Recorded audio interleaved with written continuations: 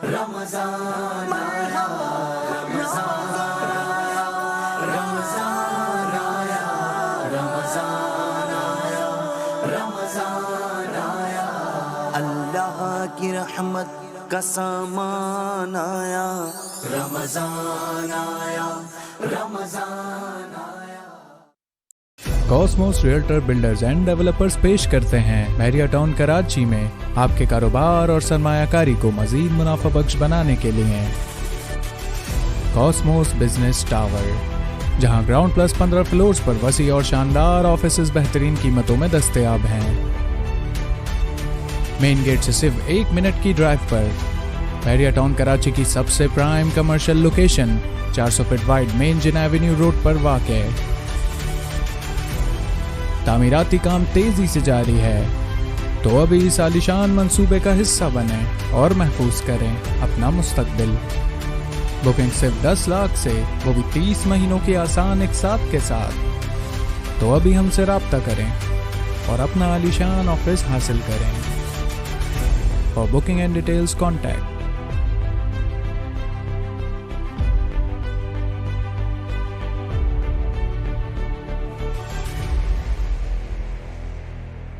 औज़ुबिल्लाहि मिनश्शैतानिर्रजीम, बिस्मिल्लाहिर्रहमानिर्रहीम। मैं हूं Yusuf Viceroy the Memon TV से, और हम इस वक्त मौजूद हैं। हमारा स्पेशल सेगमेंट है, हमारे स्पेशल गेस्ट आए हैं और माशाल्लाह ये 1-2 दिन में उम्रे पे चले जाएंगे। हमने कहा हमसे मुलाकात हो जाए और वो हमारे स्टूडियो पर आ गए हैं, जो कंबाइंड ग्रुप ऑफ कंपनीज़ के CEO हैं और बहुत सारी जगहों पे इनका ताल्लुक़ चाइना से भी है, टेक्सटाइल इंडस्ट्रीज से भी इनका ताल्लुक़ है, प्लास्टिक इंडस्ट्रीज से भी है।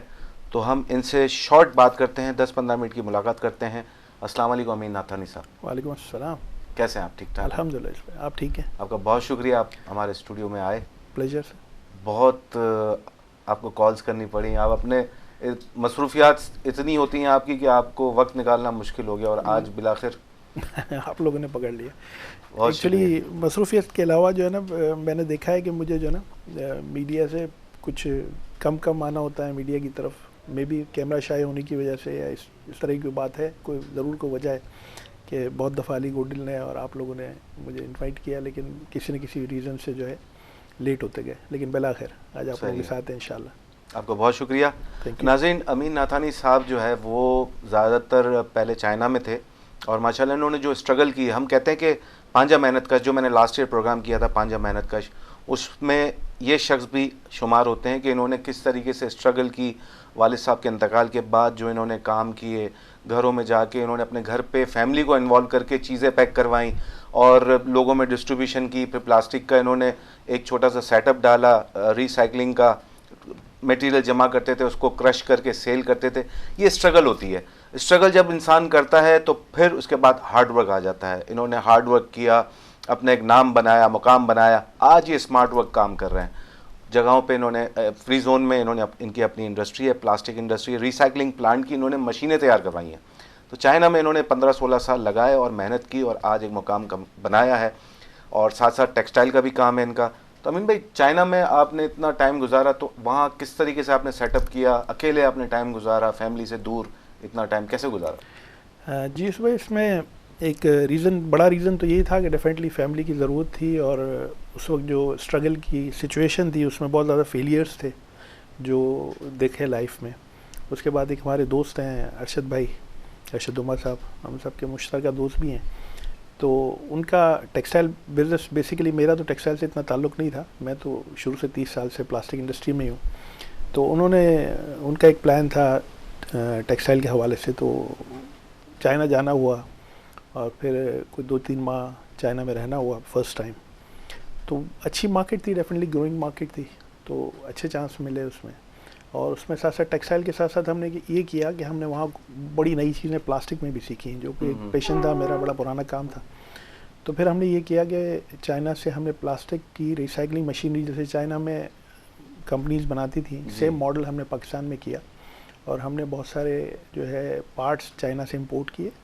और आज अल्हम्दुलिल्लाह हम जो है ना चाइना के कंपटीटर हैं, मतलब हम इसी तरह काम कर रहे हैं जैसे एज इट इज़, जैसे चाइनीज़ कंपनीज काम करती हैं, और हम वहाँ से पार्ट्स मंगाते हैं, यहाँ मशीनें असेंबल करते हैं और पूरी दुनिया में बेचते हैं अल्हम्दुलिल्लाह। और इसके साथ साथ हम रिसाइकलिंग, हमारा अपना यूनिट भी है जिसमें हम जर्मनी से इंपोर्ट करते हैं, चाइना को एक्सपोर्ट करते हैं। साथ साथ जो टेक्सटाइल का सेगमेंट है हमारा, उसमें हम स्पेशलाइज्ड हैं बच्चों के बेबी गारमेंट्स के फैब्रिक बनाने में। Very good.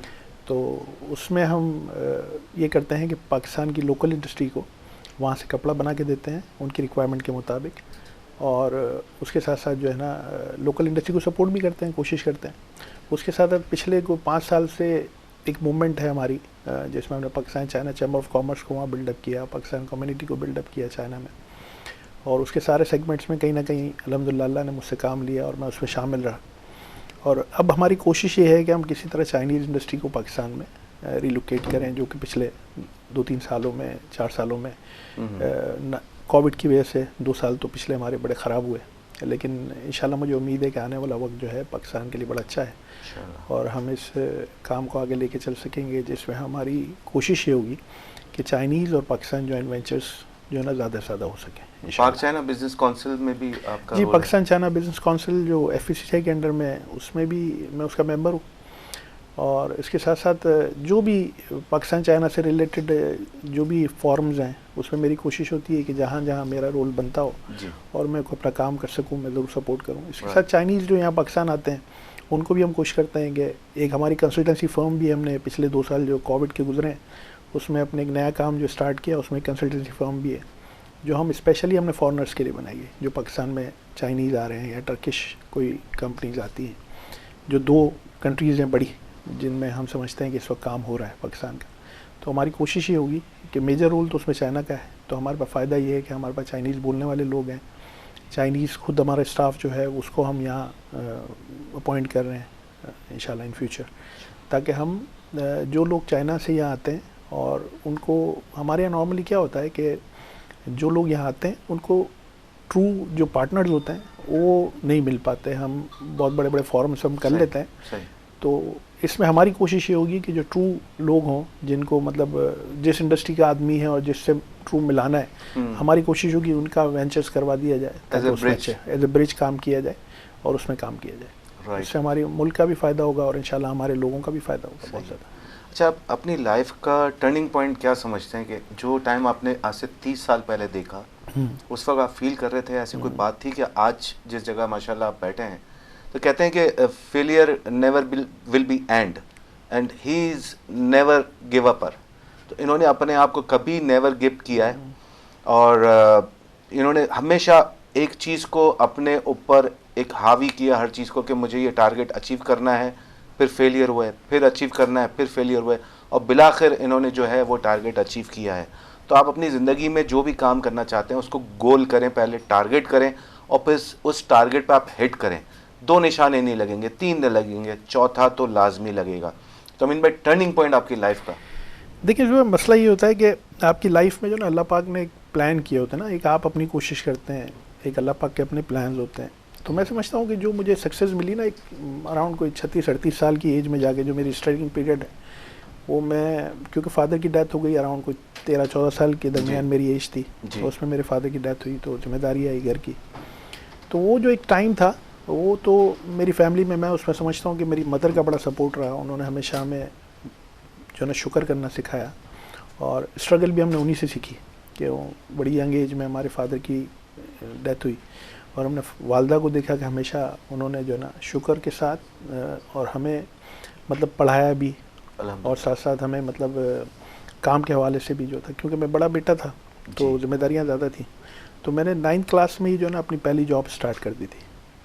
Very first job मेरी जो थी वो कराची स्टॉक एक्सचेंज में थी, तो 1-1.5 साल मैंने वहाँ काम किया। उसके बाद फिर मतलब प्लास्टिक की फील्ड के एक साहब मुझे मिले और मुझे प्लास्टिक में ले आए। उसमें भी एक छोटा सा काम था जो घर में हम, जैसे हमारे यहाँ नॉर्मली बहुत सारे लोगों ने इस तरह किया होगा, मैं समझता हूँ, जो स्ट्रगलिंग में होंगे, कि फैमिली में ही काम किया मिल के, मतलब चीज़ें लाए, घर पे बनाई, फिर भेजी। तो इसी तरह उन्होंने मुझे ऑफ़र की कि यार हम प्लास्टिक बॉटल्स बनाते हैं, तो आप कैप्स जो है ना उसके हमें बना के दें, और उसकी जो है ना जो भी घर में काम होता है वो घर में कर लें। तो उस ज़माने में कुछ सैलरी जो मिला करती थी वो तो 700-800 रुपये हुआ देती थी, तो वो 2-3 हज़ार रुपये लगता था कि हम कमा लेंगे महीने के। सही है।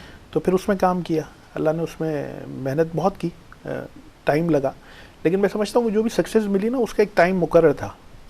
शायद उससे पहले मिल जाती तो मेरे लिए अच्छी ना होती। तो मैं समझता हूँ जब अल्लाह ने मुझे मैच्योरिटी दी, उसके साथ साथ फिर सक्सेस दी, तो मैच्योरिटी के साथ सक्सेस जो है वो ज़्यादा फ्रूटफुल रही, और मुझे मतलब ये फील हुआ कि सिर्फ मैंने पैसे नहीं कमाए, अल्हम्दुलिल्लाह अल्लाह ने मुझे हर जगह बड़ी रिस्पेक्ट भी दी, फैमिली में भी, दोस्तों में भी, अपने कस्टमर्स में भी, अपने कोलीग्स में भी। तो ये एक बहुत बड़ा मेरे लिए मतलब एजाज़ है कि पैसे के साथ साथ मैंने जो है ना एक अच्छा मेरे साथ जो लोग थे वो बड़े अच्छे लगे माशाल्लाह। और मैं समझता हूँ उन सबका कंट्रीब्यूशन है। मतलब मैं तो एक समझता हूँ कि मेरे एक जो मुझे याद है कि मैं जब पहली जॉब में था उस ज़माने में तो समझ नहीं आती थी इन बातों की, लेकिन बाद में जब हम इस काबिल हुए तो हमें समझ आई कि किस किस वक्त में किन किन लोगों ने हमें सपोर्ट किया था। तो मुझे याद है कि मैं रमज़ान है तो रमज़ान के हवाले से मुझे याद आ गया कि रमज़ान में हम जब महीना इस तरह की ईद आती थी, रमज़ान आता था, तो मैं ये करता था कि कपड़ा मार्केट से थान ले लिया करता था और उसके 6-6 मीटर की पीस काट के और फिर अपने ऑफिस ले जाता था लोगों को बेचने के लिए। सही। तो मैं समझता था मैं बड़ा स्मार्ट हूँ, मेरा बॉस जो है मुझसे 2-3-4 सूट ले लिया करता था। तो आज मुझे समझ में आता है कि वो बंदा मुझे एक्चुअली सपोर्ट करता था। तो आज हम सबका मतलब हमारा एक मैं समझता हूँ कि ये टाइम आ गया है रिटर्न बैक का, कि हम सारे लोग जो हैं, जो हम सब, मैंने देखा हमारी कम्युनिटी में बहुत सारे लोग जो हैं वो इस काम में लगे हुए हैं। तो मैं समझता हूँ कि सब ने अपने अपने तौर पे जो है इसको पेबैक करना शुरू किया, और जब हम पेबैक करते हैं तो अल्लाह पाक फिर हमें मतलब ये तो अल्लाह का काम है। तो अल्लाह ने अगर हमें कबूल कर लिया छोटी छोटी चीज़ों के लिए तो ये उसका करम है जो हम सब करने जा रहे हैं। नाज़रीन, हम लेंगे छोटा सा ब्रेक और ब्रेक के बाद इनसे पूछेंगे एंटरप्रेन्योरशिप का, क्योंकि ये बहुत इसमें फोकस्ड हैं और इन चीज़ों पे काम करते हैं। तो मिलते हैं ब्रेक के बाद।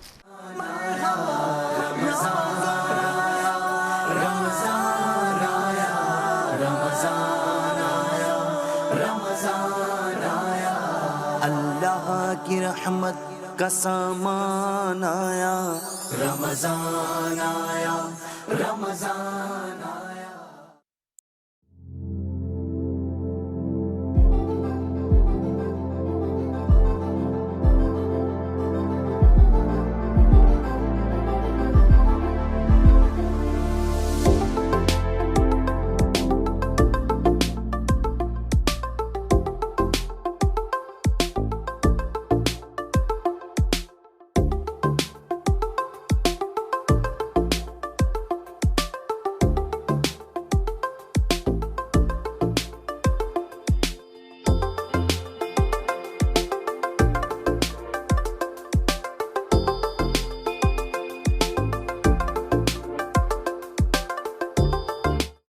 रमज़ान आया, रमज़ान आया, रमज़ान आया, रमज़ान आया, रमज़ान आया। अल्लाह की रहमत का सामान आया, रमज़ान आया, रमज़ान आया। वेलकम बैक नाजरीन। जी अमीन भाई, थोड़ा सा आप ये बताइएगा कि आप जो एंटरप्रेन्योरशिप पे आप काम कर रहे हैं, और माशाल्लाह मैं आपको कांग्रेचुलेट करूंगा, कॉमनवेल्थ एंटरप्रेन्योरशिप क्लब के आप मेंबर बन गए हैं। जी, उन्होंने एज एम्बेसडर मुझे लिया है, तो ये बहुत अच्छी बात है। और हम कुछ करते हैं काम तो लोगों को एक मोटिवेशन मिलती है। नाज़रीन, मैं आपसे एक बात कहना चाहूँगा कि कहते हैं कि जब आप रेस में दौड़ते हैं तो और हमारी सोच ये होती है कि सामने वाले को हराना है, तो ये सोच आप अपनी बदल दें। आप अपनी जीत के लिए खेलें तो आप ज़रूर जीतेंगे, अगर किसी को हराने के लिए खेलेंगे तो आप कभी नहीं जीतेंगे। ये अमीन भाई की ये क्वालिटी है कि इन्होंने अपने काम को फोकस किया और कौन किस ट्रैक पे जा रहा है, कैसे जा रहा है, उसको इस्लाह ज़रूर दी है कि आप इस तरह नहीं इस तरह काम कर रहे हैं। तो ये एंटरप्रेन्योरशिप का काम करते हैं। हम इनसे पूछते हैं कि वो किस तरीके से लोगों को मोटिवेट करते हैं और इसमें एक अहम किरदार अदा करते हैं। शुक्रिया, ये सुबह बड़ा इंपॉर्टेंट पॉइंट है हमारी आज की जो यूथ है उसके लिए। एक्चुअली एंटरप्रेन्योरशिप जो है वो हमने एक जो सोच हमारे अंदर है वो ये आज जो हम बहुत ज़्यादा एंटरप्रेन्योरशिप पे सेमिनार्स देखते हैं, हमारे फेडरेशन में भी देखते हैं और जगहों पे भी होती है। एक्चुअली हम ये समझते हैं कि एंटरप्रेन्योरशिप सिर्फ बिज़नेस का नाम है या जो बिज़नेस करने वाला बंदा है। मैं समझता हूँ एंटरप्रेन्योरशिप जो है वो एक ऐसी चीज़ है जो आप जिसको एक आम लफ्ज़ों में हमारी ज़बान में मैं उसको कहता हूँ जुगाड़, ठीक है ना। तो आप किस तरह से अपने काम को जो है ना वो लेके चल सकते हैं, ये बड़ा इंपॉर्टेंट है। आप किसी जगह जॉब करते हैं, आप एंटरप्रेन्योर हैं अगर आप उस काम को अपना समझ के कर रहे हैं, सही, ठीक है ना। कोई इंजीनियर है, कोई डॉक्टर है, व्हाटएवर जो भी है, वो सारे एंटरप्रेन्योर्स ही हैं एक्चुअली, ठीक है ना। वो अपने काम को किस तरह करते हैं ये एक बड़ा इंपॉर्टेंट है। हमारे यहाँ ये होता है कि हम टाइम देखते हैं तो जो आपको टाइम देखने वाले लोग मिलते हैं वो आपको एक जगह जाके स्टक मिलते हैं कहीं ना कहीं। तो मैं समझता हूँ कि जो लोग मैंने भी अपनी लाइफ में जॉब्स की हैं, और मतलब मेरा तो ऐसा भी हुआ कि एक जॉब से स्टार्ट लिया, फिर बिजनेस पे चले गए, फिर बिजनेस में फेलियर हुआ, फिर जॉब पे आ गए। तो जब जॉब करते रहे ना, उस दौरान भी उस जॉब को इसी तरह किया कि वो एज ए बिज़नेस है। तो हमारे एक उस्ताद हैं कासिम अली शाह साहब, वो हमेशा कहते हैं ये बात, और मैंने अपनी लाइफ में प्रैक्टिकली भी महसूस की कि जब हम किसी काम को अपना समझ के करते हैं तो अल्लाह पाक उस काम को अपना कर देता है। ठीक है ना। तो मेरी लाइफ में ये बड़ा प्रैक्टिकल रहा कि मैंने जहाँ जॉब भी की, जहाँ वर्किंग पार्टनरशिप्स में भी काम किया, जॉब्स भी की, तो उसको हमेशा अपना समझ के किया। तो एंटरप्रेन्योरशिप जो है ना, वो किसी चीज़ को अपना लेना है। तो आप चाहे किसी भी उसमें मतलब काम करें, जो भी काम करें, दिल से करें, से होगा वो आपका अपना होगा। और इसके अलावा जो है ना, एंटरप्रेन्योरशिप पे हमारी इस वक्त जो है ना, हमारे पास जो काम हो रहे हैं वो बड़ा अच्छा है कि हम, अच्छा इसके अलावा मैं एक बात और भी करूँगा कि हम ब्लू कॉलर जॉब्स की तरफ भी नहीं जा रहे हैं। हम जो है ना, सब चाहते हैं कि जब हमने पढ़ लिया लिख लिया तो हम सारे जो है ना ऑफिस में बैठें और टाई लगा के जो है ना हमारा काम हो, बैंक्स में हमारी जॉब हो, इस तरह की। आपको चाइना में जो है ना, क्योंकि मेरा एक्सपीरियंस पिछले 15-16 साल से चाइना का है, तो मैं आप लोगों को बताऊं कि वहाँ की इंडस्ट्री में जितना आपको काम करने वाला जो ब्लू कॉलर जॉब का बंदा मिलता है, वो सारा पढ़ा लिखा मिलता है। अच्छा, जो पढ़ा लिखा है उसका फ़ायदा ये होता है, उसके काम में निखार होता है। आपने एजुकेशन हासिल कर ली, उसके साथ आपके पास कोई स्किल्स हैं। बिल्कुल समझना, एक पढ़ा लिखा प्लम्बर बहुत अच्छा प्लम्बर साबित होता है, एक अच्छा पढ़ा लिखा इलेक्ट्रिशियन जो है वो बहुत अच्छा इलेक्ट्रिशियन। वो सारे एंटरप्रेन्योर्स है ना, ये सारी एंटरप्रेन्योरशिप है। थ्योरी और प्रैक्टिकल दोनों मिक्स हो स्किल्स है जाता ना, है। आप स्किल को और एजुकेशन को साथ शामिल कर लें, ये एंटरप्रेन्योरशिप है। बिल्कुल सिंपल, बिल्कुल सही। समझा ना, मेरी नज़र में। तो हमें कोशिश ये करनी चाहिए कि हम अपने एजुकेशन के साथ साथ हम, क्योंकि डिग्रियां तो बहुत इस वक्त बट रही हैं, थोक के हिसाब से बट रही हैं, और बस पैसे दिए जाएं और आप एजुकेशन लिए जाएं, डिग्री असली हो या नकली, लेकिन हाँ, उससे भी फ़र्क नहीं पड़ता हमारे यहाँ तो ये। लेकिन बहरहाल एटलीस्ट हमारे बच्चे जो डिग्रीज़ ले रहे हैं उनके साथ साथ उनके पास कोई स्किल सेट ज़रूर होना चाहिए। हमारे मेमनों में तो एक अच्छी बात है कि हम अपने बच्चों को कहीं ना कहीं बिजनेस में ले जाते हैं। तो ये एक बहुत ज़रूरी सेगमेंट है जो हम कहीं उनको, पहले ज़माने में हम देखते थे कि हमारे बुज़ुर्ग जो है ना वो हमसे जॉब करवाया करते थे, हमें तो ये मौका नहीं मिला। तो लेकिन हमने देखा कि हमारी जो एक जो आप कहेंगे कि हमारी जो फोर्स थी वो यही थी कि हम अपने बच्चों को जो है ना कहीं जॉब करवाया करते थे उस काम को सिखाने के लिए। मैंने, छोटा भाई थे मेरे, बच्चों की तरह ही थे मेरे लिए, तो उनको मैंने ट्रेन जो है ना अरशद भाई के पास ही करवाया। वो अरशद भाई के पास ही जॉब करते थे, मैं भी उस ज़माने में मैंने जॉब की। तो मुझे याद है कि वो सारी जो चीज़ें उन्होंने सीखी वो किसी और के पास जा सीखी, हमारे बच्चे हमारे पास नहीं सीख सकते। तो हमने वही ग्रास रूटर डेवलपमेंट करने, पैराशूटर्स ना बनाए। वो एक बड़ा अच्छा जुमला है कि हम जो है ना ऐसे लोग पैदा कर रहे हैं जो ऊपर से आते हैं और बैठ जाते हैं सीटों पे, तो वो फिर उस काम को उस तरह लेके चल नहीं पाते। तो हमें ग्रास रूटर्स जो है ना पैदा करने, हमारे बच्चों को ग्रास रूटर्स बनाना चाहिए। बिल्कुल, मतलब ये हुआ ना, मेरा ख्याल है एंटरप्रेन्योरशिप यही है। एज ए अगर हम पॉलिटिकल वे में लें तो अगर आपके जिसकी जो एक्सपर्टीज हैं उसको वो वजारत दी जाए, जी जी, ना कि तो अपनी मर्जी की वजारत मिले। वो तो हमारे तो नाजरीन, हम लेंगे छोटा सा ब्रेक और अमीन भाई से पूछेंगे कि आजकल उनको थोड़ा सा एक एग्रेसिव हैं थोड़ा सा ऑर्गेनिक चीज़ों पे, तो हम इनसे जो इनका अभी नया प्रोजेक्ट है कलर ऑफ कंबाइंस का, तो उस हवाले से ये बताएंगे हमें कि इनको सब्ज़ी बनाने का, सब्ज़ी उगाने का, हनी का ये क्या शौक़ चढ़ा है, इनसे पूछते हैं ब्रेक के बाद।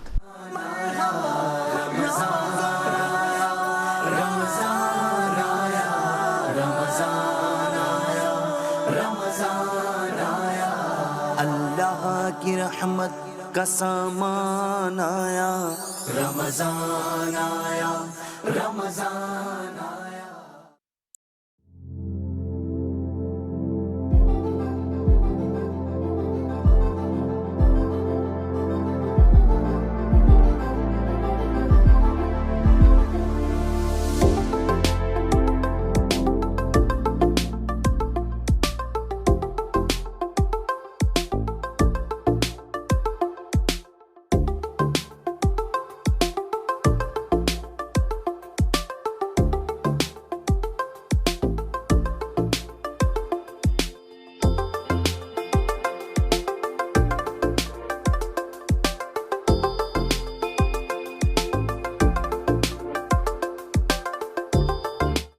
रमज़ान आया, रमज़ान आया, रमज़ान आया, रमज़ान आया, रमज़ान रहमत का सामान आया, रमजान आया, रमजान आया। वेलकम बैक नाजरीन। अमीन भाई हमारे साथ हैं और माशाल्लाह बहुत मेहनत कर रहे हैं और हम आजकल ये सब्जियों पे ज़्यादा मेहनत कर रहे हैं, तो हम इनसे पूछते हैं कि इनको क्या थोड़ा सा ये हुआ है कि सब्ज़ी और हनी और ये सब थोड़ा सा ये इस बारे में हमें बताएंगे। जी अमीन भाई, आपने कलर ऑफ कंबाइंस के अंदर एक इजाफा किया है ऑर्गेनिक फूड्स का, वेजिटेबल्स का और हनी बी और ये सारा सिस्टम आपने क्या है, ये थोड़ा सा हमें 2-3 मिनट की आप थोड़ा सा ब्रीफ कर दें। और फार्म हाउस भी बनाया हुआ है माशाल्लाह। जी जी, आप लोगों ने तो फार्म हाउस हमारा देखा है। एक्चुअली ये जो सेगमेंट था ये कोविड की मेहरबानी से हुआ जी, और कोविड की वजह से चाइना जाना नहीं हुआ, बंद हो गया, तो बैठे रहे यहाँ पे, तो क्या करते। तो एक लैंड थी हमारे पास गेडाब में, तो उसको हमने ऐसे ही, क्योंकि नेचर का शौक़ था, प्लांटेशन का शौक़ था, तो इस दफ़ा हमने प्लान ये किया कि हम जो अपनी प्लांटेशन की मुहिम हर साल हम 4-5 हज़ार दरख्त कोशिश करते हैं कि कराची में लगाएं। तो इस साल हमने अपनी लैंड पे जो है ना उसको स्टार्ट किया, उससे स्टार्ट हुआ। और उसके बाद फिर कोविड में एक चीज़ का एहसास हो गया कि यार हमारे इम्यून सिस्टम और ये सारी चीज़ें जो है ना फूड से रिलेटेड है। बिल्कुल। और फूड जो है वो हमें ऑर्गेनिक मिलता नहीं है, तो उसमें कुछ दोस्तों से मुलाकातें हुई, फिर हमने ऑर्गेनिक सब्जियां अपने घरों के लिए लगाई, कुछ दोस्तों को दी, और उसके साथ साथ फिर हनी फेस्टिवल किया, किचन गार्डन फेस्टिवल, उसकी ट्रेनिंग्स की, हमने एक नर्सरी लगाई। तो ये सारा एक टूरिज़म स्पॉट हमने एक तरह क्रिएट किया है, जो हम अपने बच्चों को ये बता सकें कि भाई आलू जो है ना वो दरख्त पे लगते हैं, ज़मीन में उगते हैं। सही है। ये एक बड़ा ज़मीन जो है ना अवेयरनेस देना है, हमारा मकसद जो है ना अवेयरनेस देना है। तो इंशाल्लाह मुझे उम्मीद है कि ये चीज़ें जो है आगे फ्यूचर में हमारे लिए बड़ी इंपॉर्टेंट होगी। तो मिनिस्ट्री आपके साथ इसमें इन्वॉल्व है? नहीं, इसमें मिनिस्ट्री तो हमारे साथ अभी इन्वॉल्व नहीं है। इसमें हमारे पास एक हमारे दोस्त हैं जिनकी प्राइवेट वो है agri tourism corporation of Pakistan, ठीक है, और उसको गवर्नमेंट उसको सपोर्ट बहुत करती है। तो हमने अपनी जगह को एग्री टूरिज्म पार्क सिंध का जो है डिक्लेयर किया है, ताकि हम उसमें फेस्टिवल्स करवा सकें। सही। और डिफरेंट हम जो है ना फेस्टिविटी जो है ना वो क्रिएट करती है, आपकी जॉब्स क्रिएट करती है, आपके लिए जो है ना उसका ज़रिया बनती है हमारे। और हमारा वहाँ जो करीब का इलाका है, और हमारी कोशिश है कि वहाँ के लोगों को जो है ना जॉब्स क्रिएट हों उनके लिए, तो उस पे काम किया जा रहा है। इंशाल्लाह आप लोग किसी दिन जो है ना मैं विमेन टीवी को इनवाइट करूँगा कि वहाँ आप लोग आएँ और पूरा एक सेगमेंट वहाँ करते हैं। कुछ अल्फाज अमीन अली गोडिल और अली गोडिल जो है ना वो एक अमेजिंग आदमी है। पिछले मेरी मुलाकात को मेरे ख्याल कुछ 2-2.5 साल हो गए जब से मैं यहाँ पर कराची में हूँ, और उसमें कोविड में जो हम काम कर रहे थे उस दौरान अली से ज़्यादा क्लोजनेस हुई, और मैंने उसको देखा कि हर वक्त उसने स्ट्रगल, मतलब आज मैं 2-2.5 साल से मुझे हमेशा कहता रहा मेमन टीवी में, तो उसमें 2-3 दफ़ा उसको जगहें चेंज करनी पड़ी है, उसने बड़ी स्ट्रगल की, मैंने देखा। और फाइनली आज उसको देख के बड़ी खुशी हो रही है कि ना सिर्फ हमारी कम्युनिटी में बड़ा पॉपुलर है इसके चैनल, और मतलब अमेजिंग। मैं समझता हूँ कि इसने जो 2-2.5 साल में अचीव किया है वो एक मुश्किल टारगेट था जो इसने अचीव किया। मैं इंशाल्लाह दुआ गो हूँ इसके लिए कि अल्लाह पाक इसको मज़ीद तरक्की अता फरमाए और हमारे लिए काम करता रहे इसी तरह हमारी कम्युनिटी। थैंक यू, बहुत शुक्रिया। नाज़रीन, हम शुक्रिया अदा करते हैं अमीन नाथानी साहब का, ये हमारे प्रोग्राम स्पेशल सेगमेंट में आए दी मेमन टीवी के। कहते हैं कि जब आप किसी चीज़ की जुस्तजू में लग जाएं तो सारी कायनात आपको उसको मिलाने में लग जाती है। सिर्फ जुस्तजू करनी है, बाकी काम अल्लाह ताला पे छोड़ देना है। नीयत साफ़, मुश्किल आसान। बहुत शुक्रिया। अस्सलाम वालेकुम।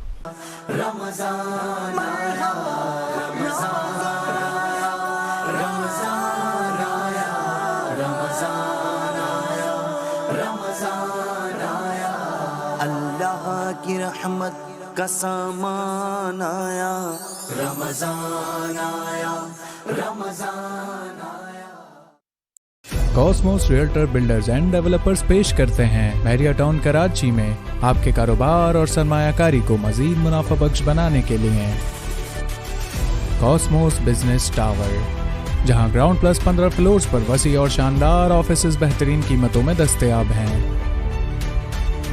मेन गेट से सिर्फ 1 मिनट की ड्राइव पर बैरिया टाउन कराची की सबसे prime commercial location 400 feet wide main Jinnah avenue road पर वाक़ है। तामीराती काम तेजी से जारी है, तो अभी इस आलीशान मंसूबे का हिस्सा बने और महफूज करें अपना मुस्तकबिल। बुकिंग सिर्फ 10 लाख से, वो भी 30 महीनों की आसान इकसात के साथ। तो अभी हमसे राब्ता करें और अपना आलीशान ऑफिस हासिल करें। For booking and details contact